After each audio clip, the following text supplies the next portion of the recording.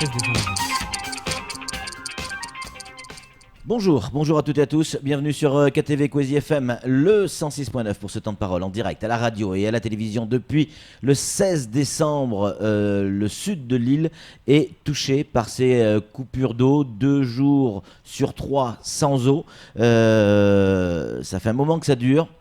Et ça commence à chauffer fort du côté de Sada. On a avec nous Amada Atoumani Farsi qui représente le collectif de Sada sur ces problèmes d'eau. Amada, bonjour.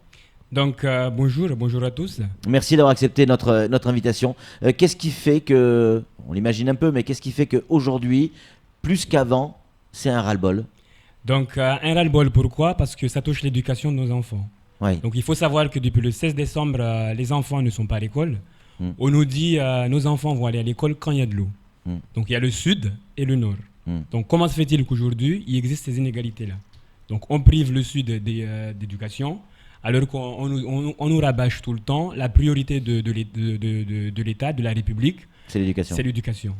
Donc l'éducation est obligatoire jusqu'à 16 ans, mais là on se rend compte que seulement dans le sud, l'éducation n'est pas du tout obligatoire. À 3 ans, comment se fait-il qu'un gamin de 3 ans se retrouve à la maison pendant 7 semaines ? 7 semaines, il n'y a pas eu d'eau. Et donc forcément, pas d'eau, pas d'école ? Pas d'eau, pas d'école.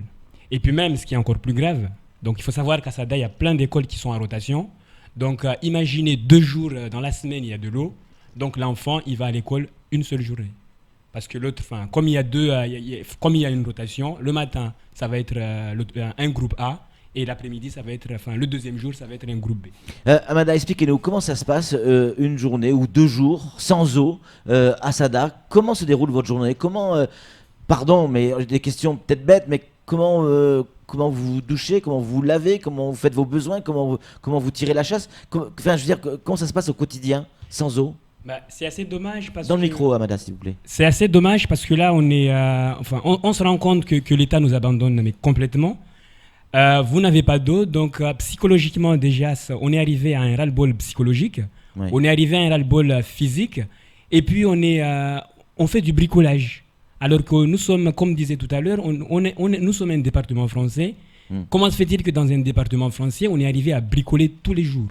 Vous n'avez pas d'eau, vos enfants se lèvent à 4 heures du matin ou à minuit pour aller aux toilettes, vous bricolez des toilettes extérieures.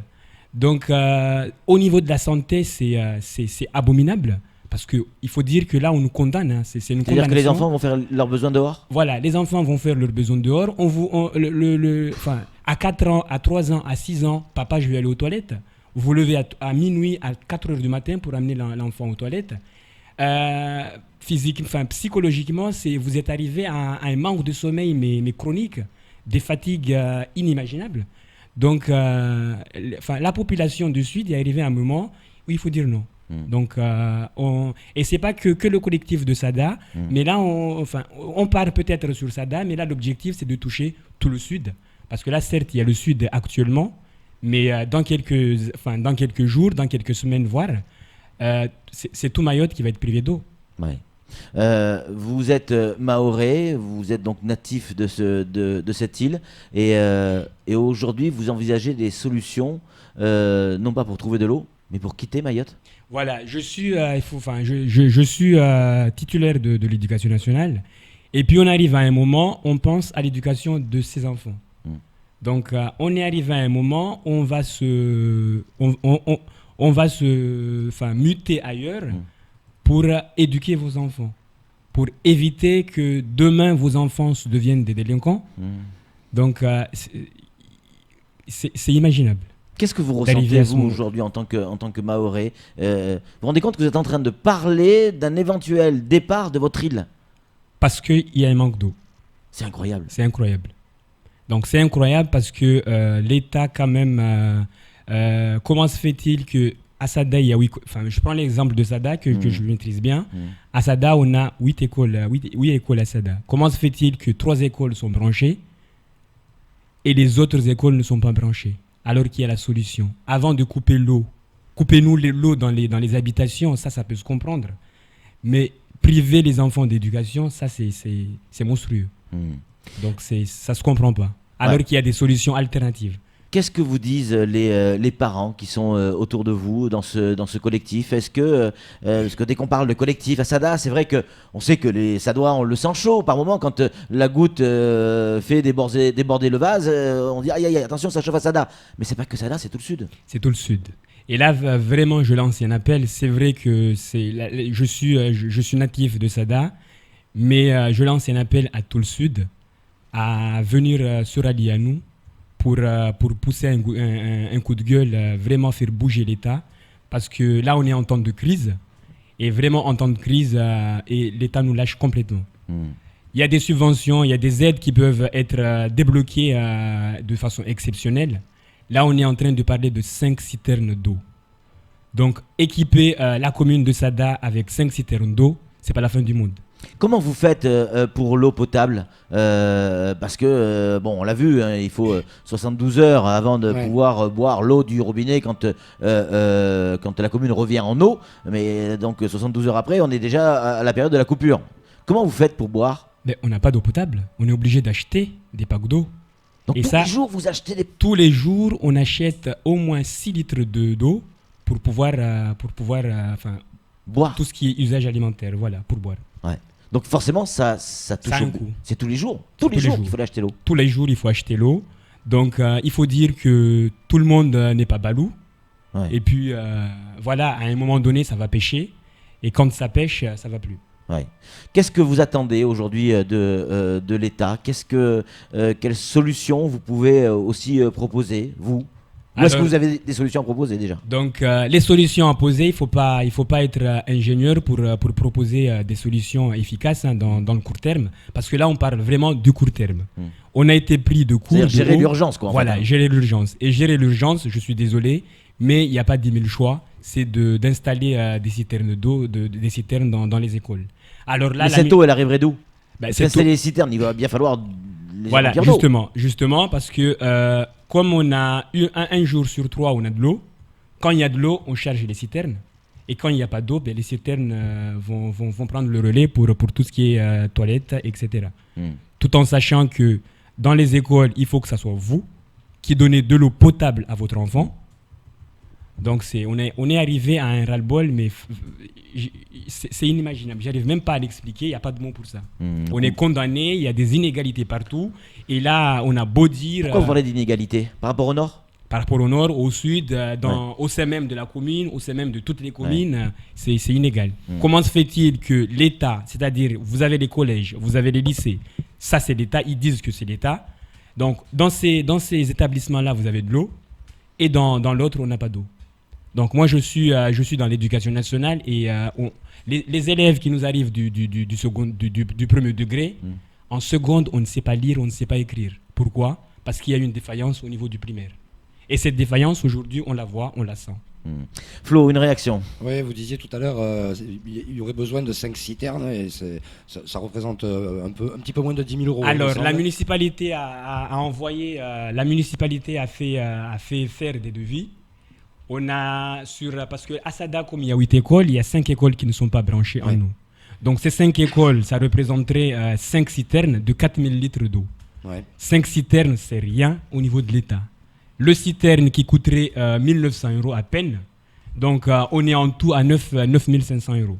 9500 euros pour l'État, je suis désolé, mais c'est un foutage de gueule immense, parce que 9000 euros, c'est pas ce qui va bloquer l'État. Et là, je suis désolé. Et que répondent les services de l'État puisque les services de l'État, déjà, des réunions de crise qui sont faites tout le temps. Et la municipalité sont complètement exclues. Donc, arrivé à ce moment-là, on dit, certes, il y a un manque d'eau, mais avoir, ce n'est pas la priorité de l'État. Donc, crever le sud, vous pouvez mourir, vous pouvez faire ce que vous voulez, bricoler comme vous voulez, mais nous, on s'en fout. Il y a ce que vous vivez aujourd'hui. On sait que la solution qu'espère tout le monde, c'est la pluie. Ça, c'est la meilleure des solutions. Il faut qu'il pleuve. Mais là, personne ne décide à part Dieu, probablement. Mais demain, quand je dis demain, c'est après le mois de mars, quand la saison des pluies va être terminée. Une saison des pluies qui n'a pas existé. On va se retrouver dans une saison sèche, sans eau. Comment ça va se passer l'année prochaine? C'est ce qu'on disait lors de nos différentes rencontres avec les différentes associations de parents d'élèves. Là, c'est un problème qui commence. C'est que le début. Parce que là, certes, on rencontre ça cette année, mais là, ça va perdurer. Les années précédentes, ça va être la même chose. Donc là, l'État nous met en danger. L'État nous met en danger. Donc l'État nous condamne. Et que faire? Nous, la solution, on n'a pas de solution. On a des représentants de l'État. Je ne suis pas technicien. Je suis un simple parent d'élève. Et moi, ma priorité aujourd'hui, c'est que mon enfant, mes filles puissent demain aller à l'école. Oui, c'est ça, parce que malgré, on a quand même une urgence sanitaire, une urgence éducative, tout à fait. Une urgence psychologique à la limite. Tout à fait. Et j'allais dire, tout ce que vous demandez, c'est pour les écoles. Vous n'en êtes même pas à revendiquer et on vous répond rien. Donc là, le collectif de SADA, l'objectif, c'est vraiment avoir de l'eau. Donc la municipalité, leur objectif, c'est avoir des citernes, certes, qui sont sécurité et hygiène, qui est une sécurité et une hygiène. Ouais. Mais nous, si vous voulez, on veut aller au même, on a le même point, la même finalité. Même si la forme n'est pas la même, nous, on veut de l'eau. Et comme je disais tout à l'heure, on est arrivé à bricoler, mais s'il le faut, on n'a pas le choix, on irait bricoler. Alors comment se fait-il qu'aujourd'hui, nous sommes département français et on arrive à bricoler? Et ça se passe qu'à Mayotte. Oui, ça, c'est clair, Qu'est-ce que vous avez envie de dire au préfet aujourd'hui, qui vous écoute? Qu'est-ce que vous avez envie de lui dire? Le préfet, c'est la préfecture, les services. Donc là, on a fait, avec ce collectif, on a demandé à rencontrer le préfet. Donc là, demain, à 9h, on est reçu à la préfecture. Et puis vraiment, on espère que suite à cette rencontre, il va y avoir des avancées immédiates. Parce que nous, c'est vrai que là, dimanche, et je lance un appel à la population du Sud, la population de Sada, Mangajou et tout le Sud, les 8 communes qui sont concernées, de se rallier à nous et de se voir dimanche suite à la réunion de demain. Si ce n'est pas favorable, vraiment qu'ensemble, on puisse faire quelque chose. Dimanche où elle a lieu? Dimanche à Sada, à la place de boulangerie. Donc on va essayer de faire bouger les choses. Samuel Bocher, le rédacteur en chef de France Mayotte Matin, encore une question à vous poser sous forme de conclusion. Alors, on a parlé de l'éducation, on a parlé du quotidien, mais vous portez aussi un regard, j'imagine, sur l'économie. Comment est-ce que ça se passe dans le Sud pour le moment, pour les entreprises? Une boulangerie, par exemple, pour trouver du pain, est-ce que vous rencontrez des difficultés? Ça devient de plus en plus difficile. Puis même, comme ce n'est pas de l'eau potable, inconsciemment, on va se dire, mais j'achète du pain, je vais avoir mal au ventre, même si ce pain est chauffé, etc. Mais inconsciemment, c'est un blocage, ça fait un blocage. Et puis même quand il n'y a pas d'eau, ils vont devoir stocker de l'eau, mais stocker de l'eau qui peut-être ne va pas être potable. Parce qu'on nous dit 48 heures pour stocker l'eau, ou 72 heures, je ne sais plus. 72 heures. Mais là, vraiment, c'est... Donc, quand on est privé d'eau, comme ça, on ne vit plus normalement. On ne vit plus. Il y a un blocage total, tant au niveau psychologique, au niveau de tout. Rien ne va dans le Sud. Merci Amada pour ce témoignage. On va suivre ça de très très près. Évidemment, vous allez nous tenir informés. On est amené à se revoir puisque selon le dernier communiqué préfectoral, pas de pluie avant début mars. Pas de pluie avant début mars. Et ça ne veut pas dire que début mars, il va pleuvoir. C'est pour l'instant, on voit à début mars, et à début mars, toujours pas de pluie. Voilà. Si je peux faire une petite conclusion. Allez, en conclusion, très rapide, Amada. Donc, vraiment, le Sud, ralliez-vous à nous et puis qu'on fasse bouger les choses. Parce que là, on est complètement avec la municipalité de Sada, qui, je suis désolé, des 8 communes du Sud, a été la seule à pouvoir dire stop à ce fléau, parce que c'est un fléau. Merci beaucoup Amada d'être venu sur ce plateau et d'avoir répondu à nos questions. C'est tout pour ce temps de parole. Tout de suite, la suite de nos programmes.